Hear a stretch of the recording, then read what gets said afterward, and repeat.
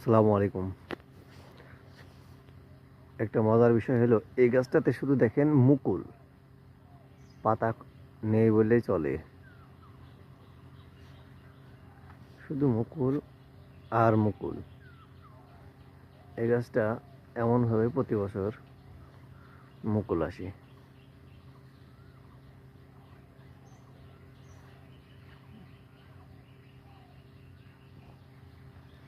গাছের চাইতে গাছের পাতার চাইতে মুকুলই বেশি।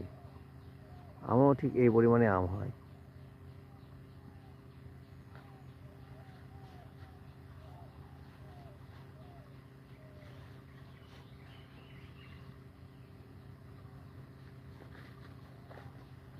শুধু মুকুল। এরকম মুকুল আসবে যদি আপনি গাছের